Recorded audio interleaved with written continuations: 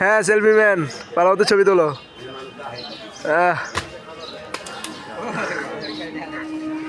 এই শরীফ, আব্দুর রহমান, তারপর আর কে কে আছে?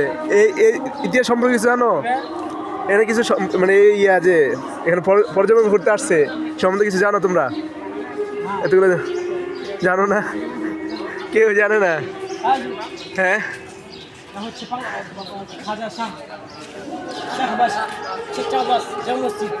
কি বাস?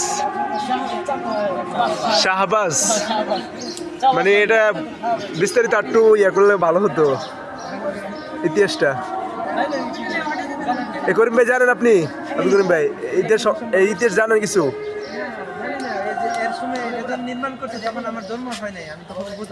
শুনেছিলাম কি এটা 400 বছর। কিন্তু এটা যে তৈরি করছে খুবই একটা সুন্দর একটা নকশা। আগেকার মানুষ এটা রড সিমেন্ট ছাড়া কত সুন্দর সার গম্বুজ ইত্যাদি তৈরি করছে, এটা খুবই আকর্ষণীয় একটা বিষয়।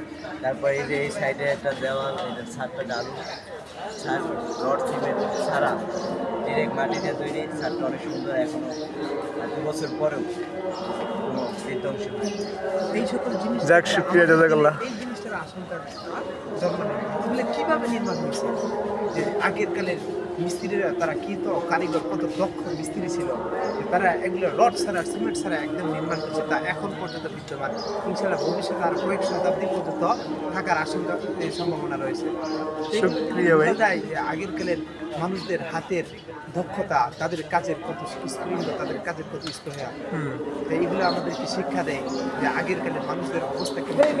এই থেকে ইতিহাস সম্পর্কে আমরা জানতে পারি সেই সকল জিনিস যা আমাদের জ্ঞানকে বৃদ্ধি করে এবং আমরা যাতে নিজেদের জ্ঞানকে বিকশিত করতে পারি, সেই জন্য আমরা চেষ্টা করি।